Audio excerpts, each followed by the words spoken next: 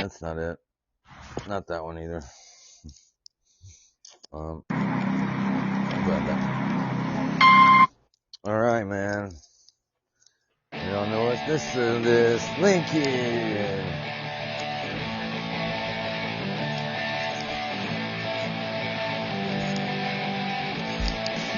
Woo-wee! We all know what that sound is. How is everybody doing? I hope everybody is good and doing better. Really, always love to hear from everybody doing so well. Welcome to the Infinite Cosmos, where me and Lincoln, the Doggernaut from Hell, which is a really actually true statement, we are here to help you guys find all the right things for all the right shit.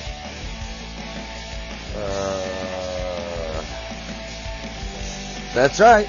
Welcome to Know Avail, astronomy podcast where we delve into the mysteries of the infinite cosmos. I'm your host, Joey, and joining me on this celestial journey is Lincoln, the Doodby Bog Doggernaut. That is right, my friends. Doggernaut. He actually spent a lot of money getting that license. Yeah, you know, let's just say we crashed our UFO quite a lot.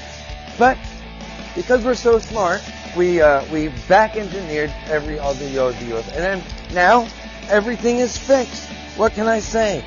I mean, sometimes I forget that not everybody is as smart and perfect as we are, but we're learning, aren't we, Linky? That's right, Bubba.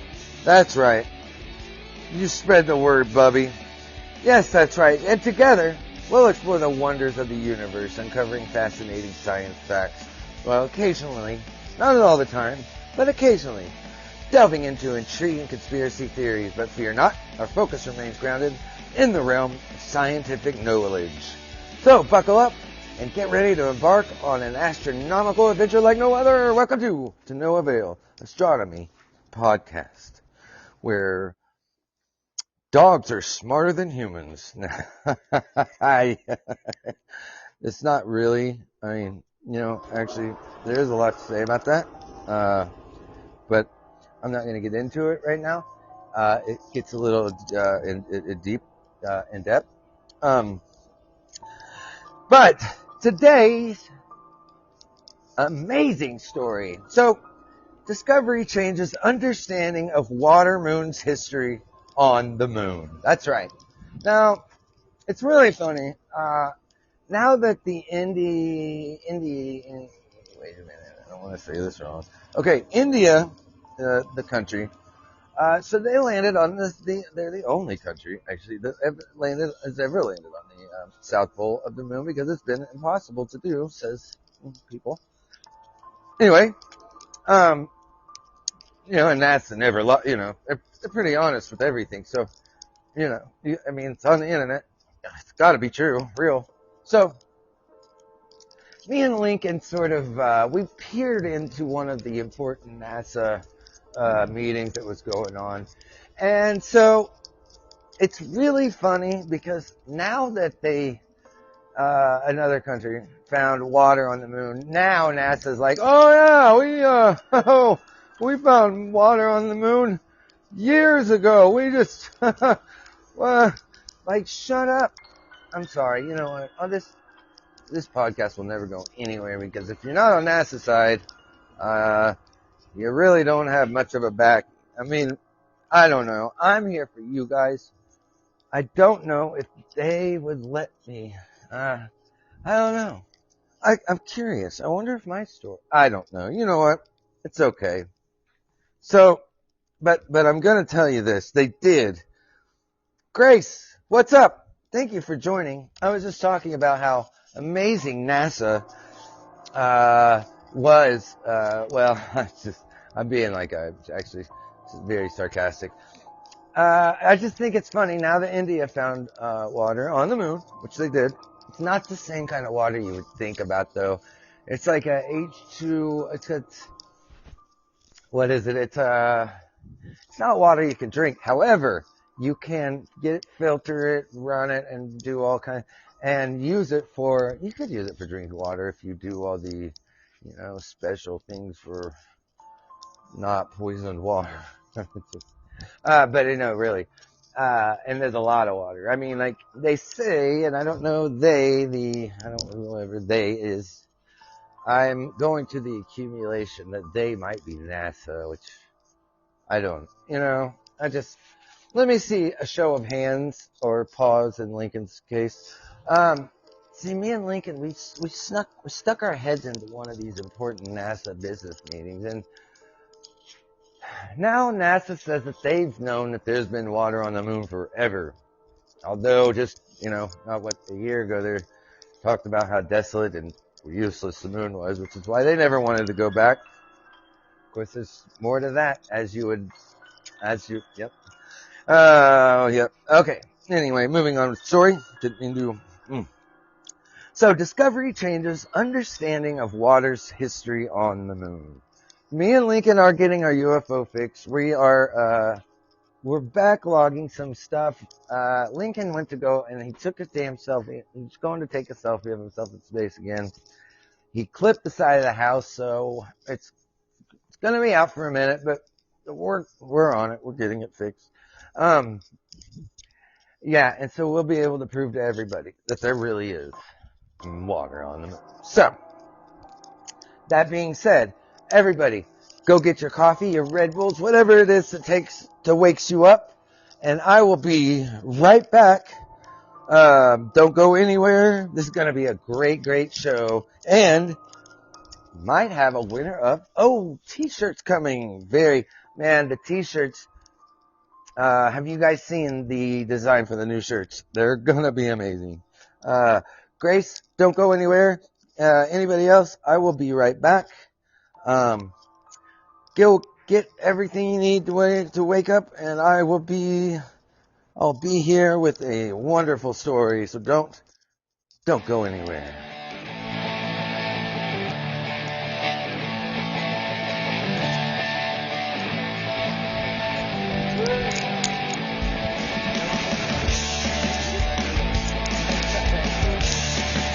I've got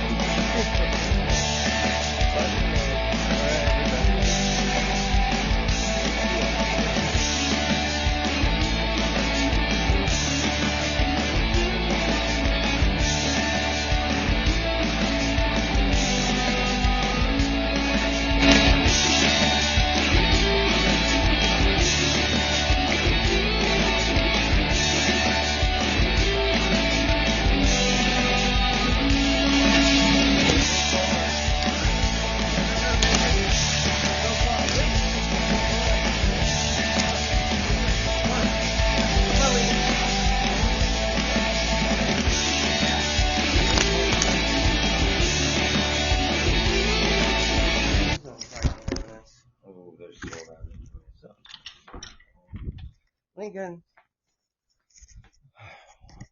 Come on. That kicked Grace and everybody off of that. That's not okay. I don't know why it does that. Hey, where are you going? Where? God damn it. Hey. What are you doing? Oh, God damn it, man. Man, I have these. Then he turned around. Dude, see, why did it kick Grace off of here? That's not okay. But all my background music is all off of here too. Why does it do that? Not okay type of thing. Well, everybody. Shit.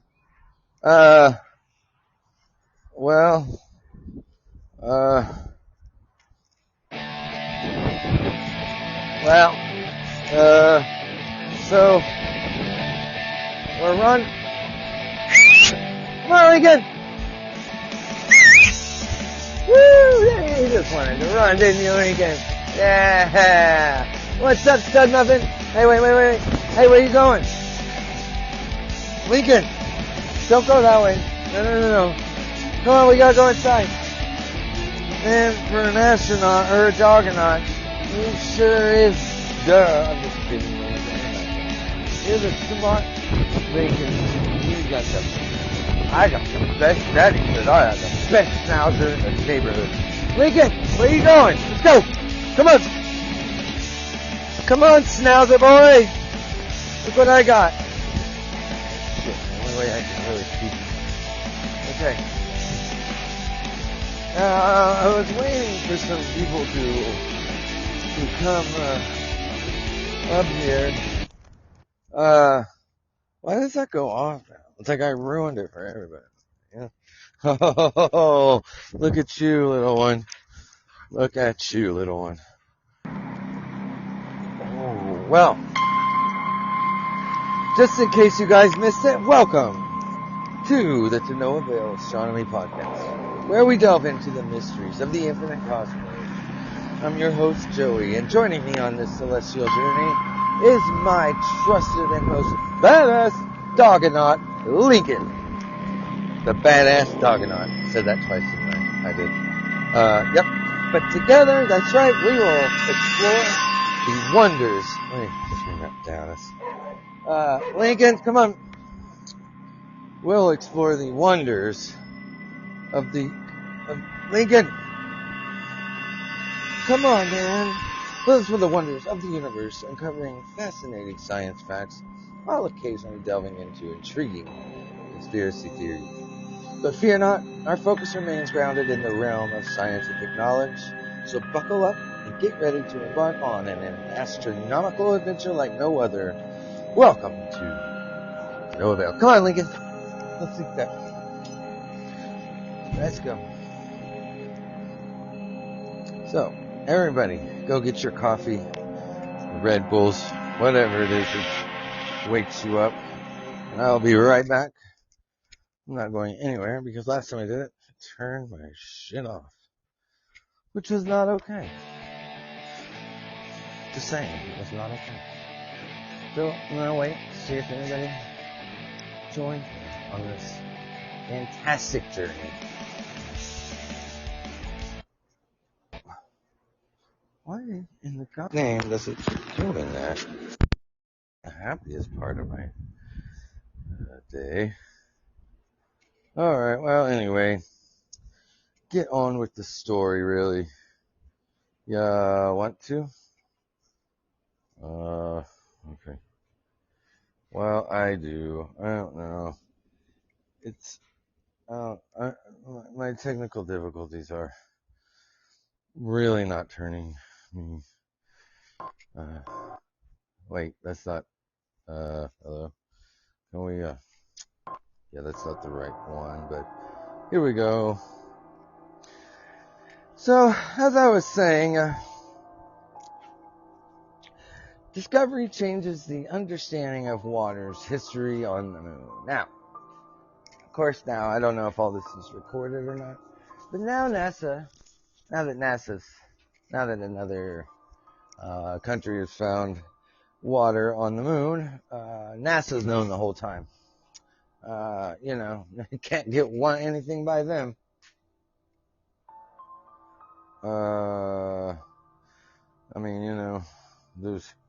Thank God for NASA. That's all I have to say. Okay. So, working with a meteorite, she classified as one that came from the moon while a graduate student at the Open University, UK, Tara Hayden, identified for the first time the mineral apatite, the most common phosphate, in a sample of early lunar crust. My friend, not dust, lunar crust, like C-R-U-S-T. That's right. Come on, Lincoln. Now, the research offers exciting new evidence that the moon's early crust contained more water than was originally thought, opening new doors into the study of the lunar history, which is really cool because NASA has moved, they moved the Artemis, 3 or 4 land, like actually putting people on the moon. They pushed that back to like 2026, 2028. That's what they say.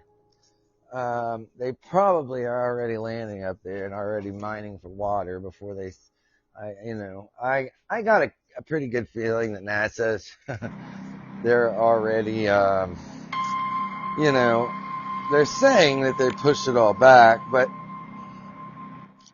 I think they pushed it back just so they could get up there and get all the stuff that they want to get out of it, like they always do. And, I could be very wrong. I'd like to hear what you guys think about that. I mean, isn't it funny that all the Artemis thing was everybody like gung-ho about this? I mean, we were going, and all the Artemis and everybody was happy. Everybody's getting ready. We're going to the moon. We're into the water. And goddamn, we're going to stop on our way to Mars to refuel. And man, we've got this going. All of a sudden, no, not yet. No. We found some stuff that, it's not going to work out. So, I think it's kind of whatever. Now, the discovery of apatite in the moon's early crust for the first time is incredibly exciting, as we can finally start to piece together this unknown stage of lunar history. We find the moon's early crust was richer in water than we expected, and its volatile, stable isotopes reveal an even more complex history than we knew before, said Hayden, currently working as a cosmochemist with planetary geologist Gordon Osinski in Western's Department of Earth Sciences. That's right. Now, lunar meteorites are revealing new, exciting parts of the moon's evolution and expanding our knowledge beyond the samples collected during the Apollo missions. As the new stage of lunar exploration begins, I am eager to see what we will be learning from the lunar far side, said Joey and Hayden. Now, the Apollo samples were first assumed to be volatile, poor upon the return of the moon, leading to the wide-known description of the moon as bone dry. And boy, how stupid you were. I'm just kidding. I'm just joking. Please, I'm joking. In 2008, Alberto Sal and other researchers discovered the presence of significant amounts of water and other volatiles in glass beads from the Apollo sample collection. Now, BCH is down in case anybody... Oh, the men's room. That's a great podcast. If you guys don't listen to it after mine, of course. Listen to check that one out. Now, okay, this set forth. Oh no! In 2008, Alberto Sal and other researchers discovered the presence of significant amounts of water and other volatiles in glass beads from the Apollo sample collection. Now, this set forth 15 years of reanalysis of the Apollo samples, while newly found lunar meteorites have revealed the moon had much more water across its surface. I knew it. We now know, we know most about the history of water on the moon from the Apollo samples. And they're only just now bringing it up, but okay. But those samples are thought to only represent about 5% of the entire moon surface, said Hayden. Now, until we get more samples back in the upcoming Artemis missions, which are now canceled and going to be a lot longer, the only other samples from the surface we have are meteorites. Well, I think we should go up there and start pickaxing. Okay, but, we had to push that back a couple of years because, well, they said it's for safety purposes, but okay. I was so lucky the meteorite not only came from the moon, but remarkably featured chemistry so vital to our understanding about lunar water-bearing minerals, said Hayden. See, this work was focused primarily on the mineral apatite, which contains volatile elements in its mineral structure. Apatite was found in all lunar rock types except glass beads and ferrone anorthosites, the latter representing the moon's early crust. The ferrone anorthosite group is known to be incredibly old, 4.3 billion years old to be exact, and is the only rock type known to have formed directly from the lunar magma ocean when the moon was almost entirely molten.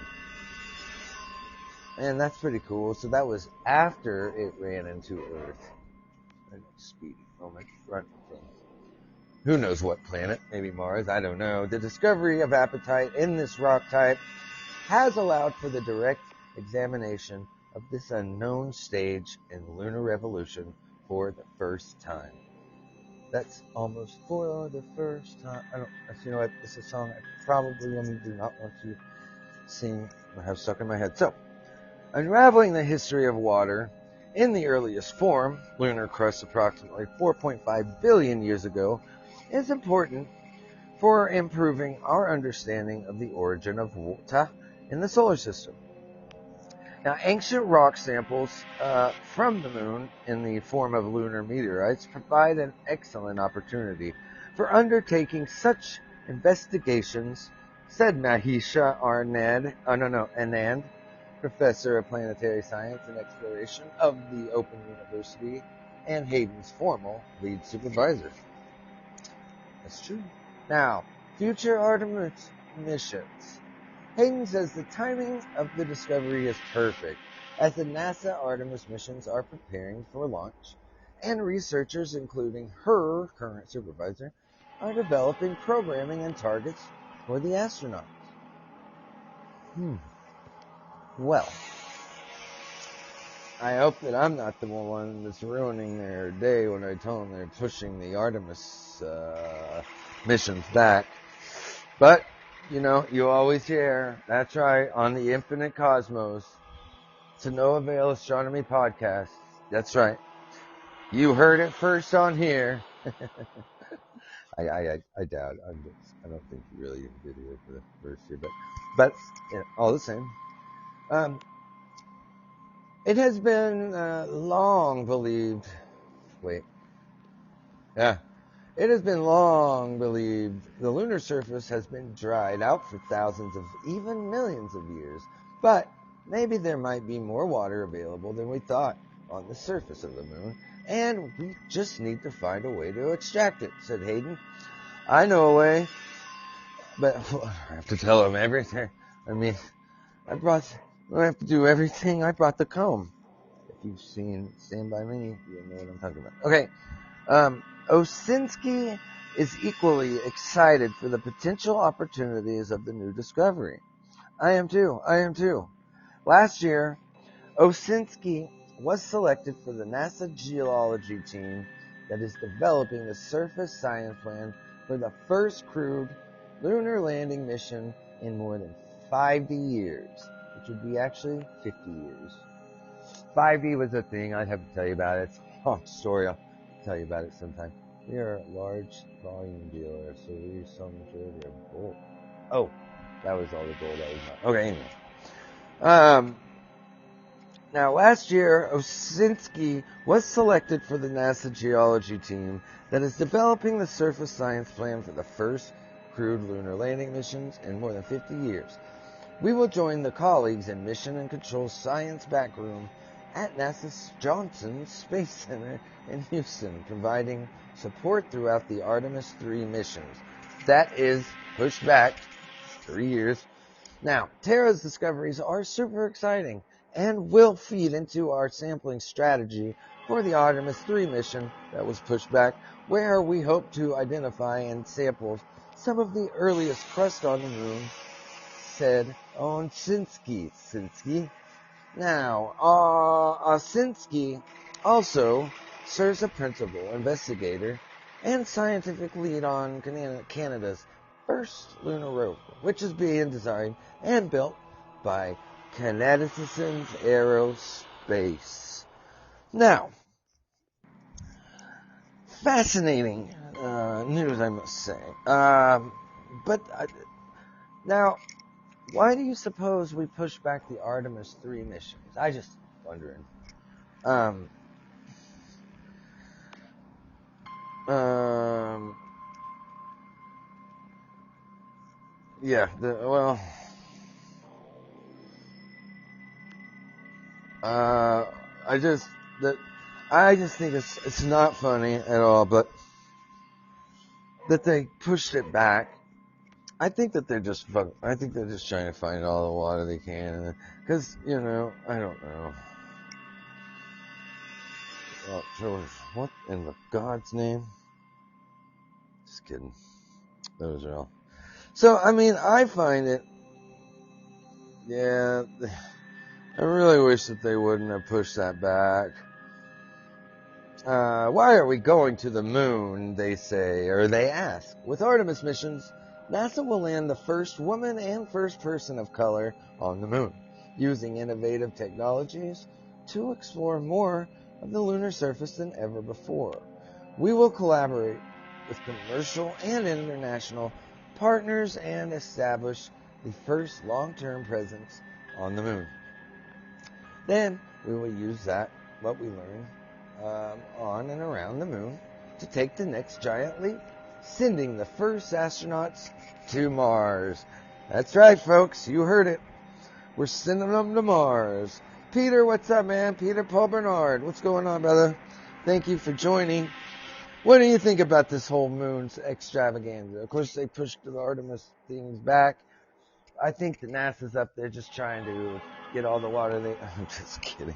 NASA, thank God that we have such an honest civilians NASA space, informational thing. We would never find out anything. Lincoln and I, Lincoln hit on our way when he was going to take a selfie of himself in space again. Like, I don't see that shit on Facebook, Lincoln. He clipped the side of the house, so we're kind of out on our Star Cruiser, but we'll have it up and running soon to be able to call NASA on there. Bullshit, but till then, it's all we can do, folks. But I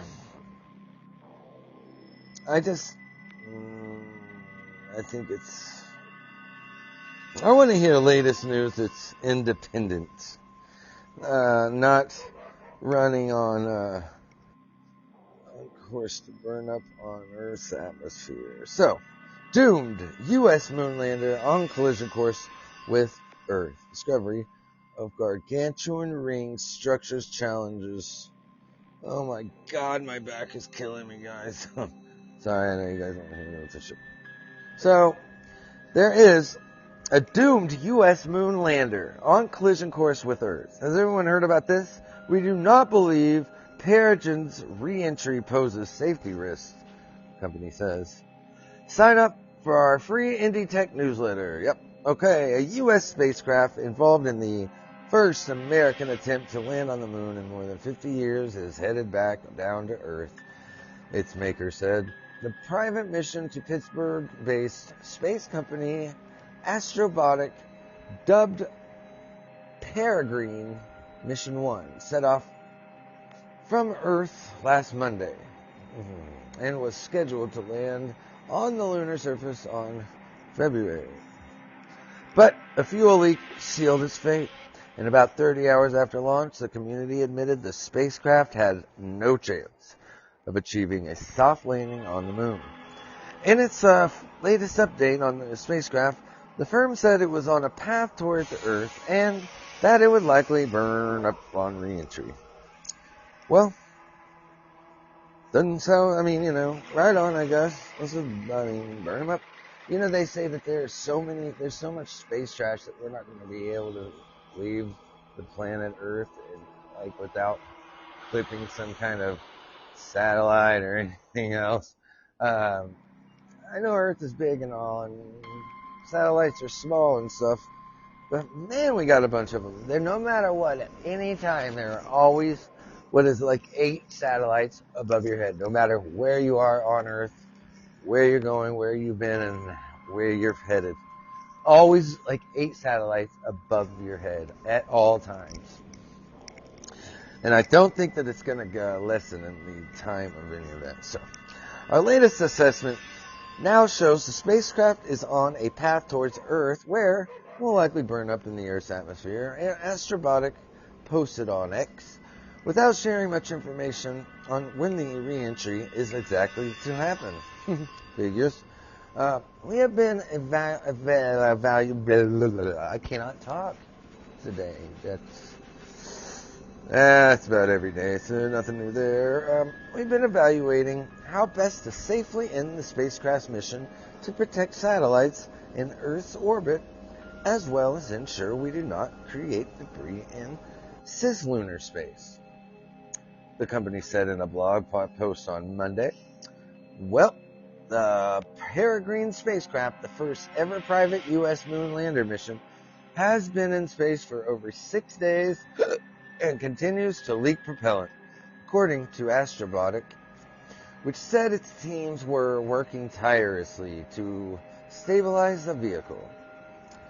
Wonder who was on that vehicle. Well, after the probe was hit by an anomaly, like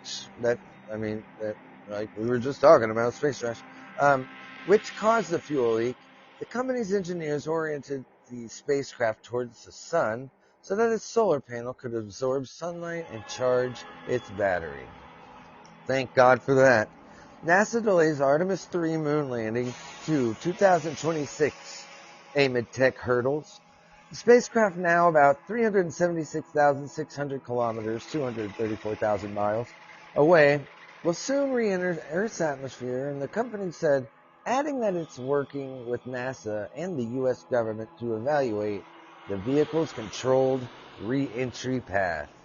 So, man, if it's at night, that'd be pretty cool. We do not believe Peregrine's re-entry poses a safety risk. That'd be funny if we have one in our backyard, and the spacecraft will burn up in Earth's atmosphere, the firm said in a blog post. But shouldn't it not? I mean, if it's got those heat shields on it, but I don't know. Who knows what? I don't know. We will continue to operate the spacecraft and provide status updates through the end of the mission, it said. I would honestly like to know who it is that said, but I can handle it. Whatever. You know what I'm saying. Things I've heard worse. Now, Lincoln, what are you doing now? I don't know if anybody heard about this one. Come on, Lincoln! Scientists discover mysterious islands in seas of Saturn's moons are actually organic matter. That's pretty cool. Researchers previously thought that these were phantom islands caused by waves. Now, Lincoln, come here. Don't do that. Now, I did an episode on these floating islands that they're on Saturn's moons. If you go back, maybe a week, maybe 2 weeks, you can hear about it. It's pretty cool, but strange disappearing magic islands spotted by NASA's Cassini spacecraft on Saturn's moon, Titan, are actually blobs of organic molecules floating in seas of liquid methane, scientists say. When the Cassini spacecraft conducted radar scans of Titan, it found that the moon's surface was covered with dark dunes of organic material and seas of liquid methane. I have got to take a break. Nobody go anywhere, because don't miss this story, because, man, this is everything we've been looking for. I'm serious. On Saturn's moon. Don't go anywhere. I'll be right back.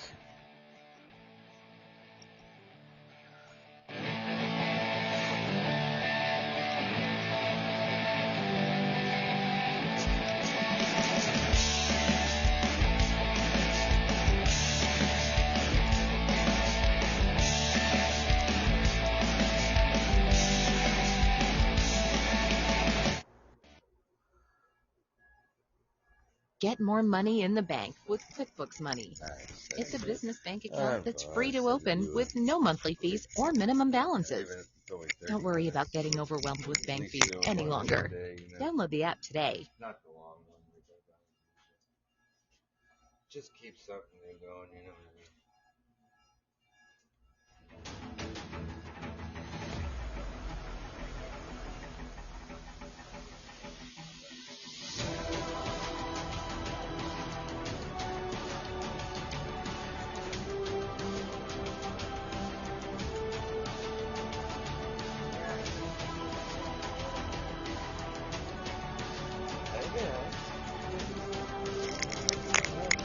Not static.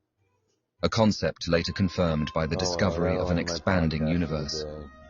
His theory even predicted black holes, which were subsequently discovered and directly imaged. This led to an exciting and speculative idea. The universe might have originated from a black hole. The crux of this idea lies in the nature of a black hole's event horizon. This boundary creates different realities for objects inside and outside. Well, what's up, everybody? Sorry about that. I was just, my thing went off, and I apologize. So I don't know what it's still on there, but, DXJVUG, how are you doing? Thank you for joining. My thing went off, so I'm not sure what everybody's catching or what everybody didn't. If you heard anything about what I was saying about the moon, yeah, I'll be right back with you. Yeah, you can go back and it'll still be on there to download for sure. Again, it's the water on the moon thing. I think it's funny that NASA now pushes back the Artemis 3 thing after finding, I'm pretty sure. Hang on. I mean, who doesn't find it suspicious? Of course, NASA now says that they've known that water's been on the moon for this whole time, and NASA. I know my podcast, because NASA. I tell the truth about NASA, so if I don't have NASA backing me on an astronomy podcast, I guess I'm pretty screwed. But anyway, hopefully. I don't know. Anyway, so, past the NASA thing, the moon thing, so a couple weeks ago, I did an episode on the moons of Saturn. They are finding they're like these, islands that are just sitting there floating on Saturn's moons. I don't really know what they are, but scientists discover mysterious islands in seas of Saturn moon are actually organic matter. Well, looky there, folks. Me and Lincoln, like I said, he crashed our Star Cruiser when he went up to go take a selfie in space again. He thinks that I don't see that shit on Facebook, but I do, Lincoln. Yeah, he clipped the corner of our house, so. So our Star Cruiser's out of commission for a minute. But when we get it fixed, we're gonna go to Saturn's moon and we're gonna check this out for all of you guys, because I particularly am very interested. And I bet all of you guys are too, and we and Lincoln, that's just what we do. Fly around the universe and make sure that NASA is not lying to us, god damn it. So, sign up free for our ND Tech newsletter and you will get to see everything in space that me and Lincoln see. Sign up for our Patreon page, and you get to hear, for instance, I did an episode on the Milky Way, but what I did was,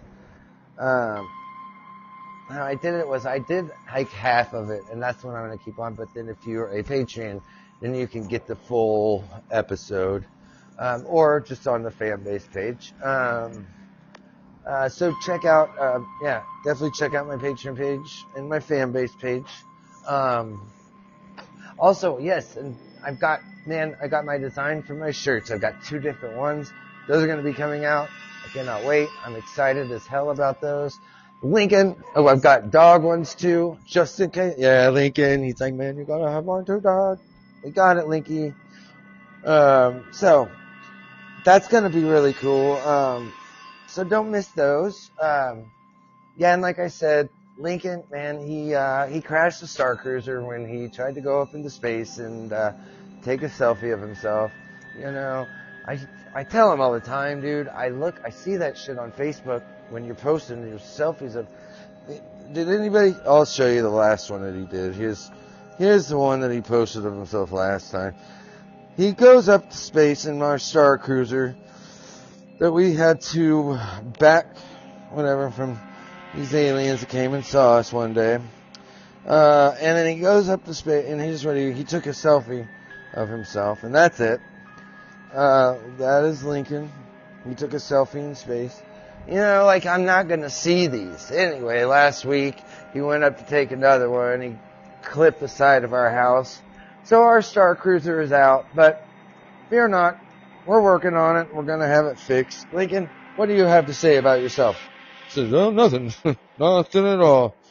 I worked really hard for my degree, Dad. Okay. Good boy, Lincoln. Good boy, Lincoln. So, I know. It's upsetting to hear all this horrific news. Like, I did not think that Lincoln would do that, and he did. Oh, come on, that's not fair. But we're going to be fixing it next week. I mean, so that's gay. Thank you. Oh, that was nice. Thank you so much. Oh, I see you back there. Yes, sir. We're going to be fixing it. Yep. Oh, I know. I'm happy too. Yes, I am. It's going to be one of the most funner, oh, that's right. Things that we are doing. But, 9, oh, God. 8, 7, well, guys, 6, time 5, for 4, the real 3, story. 2, 1. Oh, so scientists discover. I did an episode about a couple of weeks ago, on these floating little islands on Saturn's moon.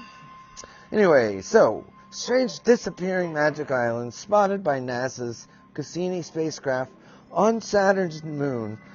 Titan are actually blobs of organic molecules floating in seas of liquid methane. Now,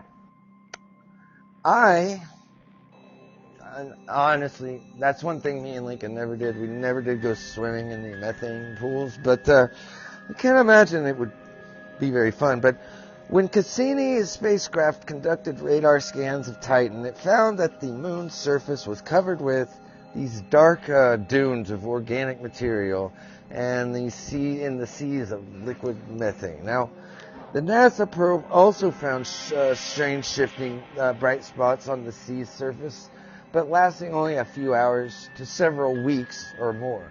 So, yeah, with me and Lincoln, we're going to have to get on it. We'll check it out. I mean, they say that they don't have anything like but see what I'm saying? Now, these disappearing magic islands were first spotted in 2014. The scientists have since been trying to figure out what they are. Me and Lincoln have been telling them, hello, we go there all the time. Researchers previously theorized that these could be phantom islands caused by waves, or real islands made up of suspended solids. That's a pretty broad statement there, but the new study published recently in the journal Geophysical Research Letters assessed the connection between Titan's atmosphere, its liquid lakes, and the solid materials deposited on the moon's surface. The moon's hazy orange atmosphere is known to be 50% thicker than Earth's, rich in methane and other organic molecules. I wanted to investigate whether the magic islands could actually be organics floating on the surface, like pumice that can float on water here on Earth before finally sinking, stuff like that. But we're, like I said, our Star Cruiser is out of commission just for a little bit. We are we're going to back engineer some of it and get some stuff fixed, so it's all good. Mars rover's stunning video reveals Martian weather wonders all over Mars. So, scientists found that the carbon-based organic molecules prevalent to Titan's upper atmosphere can't clump together, freeze, and fall onto the moon's surface. Now, including onto the moon's rivers and lakes of liquid methane, since these lakes are already saturated with organic particles, researchers found that the solids falling from the atmosphere do not dissolve when they reach the liquid. Me and Lincoln have been telling you guys that for fucking months. Jesus Christ. For us to see the magic islands, they can't just float for a second and then sink. They have to float for some time, but not for forever either. You know what I'm saying? Now, the seas and lakes are also methane-rich with low surface tension, which makes it harder for the solids to float. Now, when we drove by and saw them, they were still floating, but after when we made that next round, we saw that they actually had sunk down into the lake more, and then they were gone, so it was kind of weird. But while the individual solids from the atmospheres are likely too small to float by themselves, computer simulations suggest that if the solids were large enough and had the right ratio of holes in narrow tubes, the liquid methane could actually seep in slowly enough for the clumps that could linger at the surface, which would keep them buoyant, to keep the buoyancy. Now, but if enough clumps mass together near the shore, then scientists say the larger pieces could break off and float away, similar to how glaciers cave on the Earth. Now, the combination of a bigger size and right porosity in the organic solids explain the magic island phenomena, scientists said. So, me and Lincoln were right the whole time. It's pretty cool.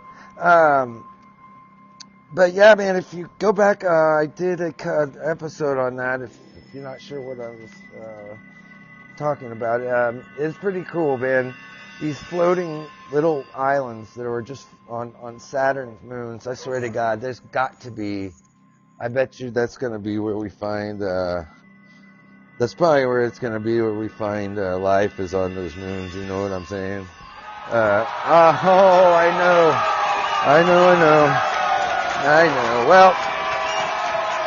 Well, everybody, you guys have a wonderful day. I've got to get some stuff together. Oh, wait. Is it time? Well, no, not really. It wasn't. Okay, sorry. Yeah, it is. You guys, have a wonderful day. If you, go back a couple episodes, and you'll see where I was talking about Saturn's Island. And if you haven't, check out my website. You can get on there, see what's going on new in the sky. If you have a telescope or anything like that, you can look on my website and get the updates of what's going on as far as the moons or what comets might be flying by. All that fun stuff. So go by and check that out. But if not, of all the same and all the same, like that song, tomorrow, catch me up with tomorrow, and man, it'll be a good show tomorrow. It's Friday.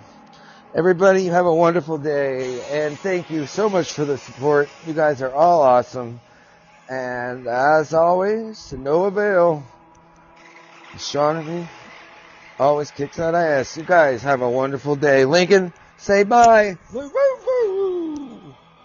You guys, everybody, have a wonderful, wonderful day.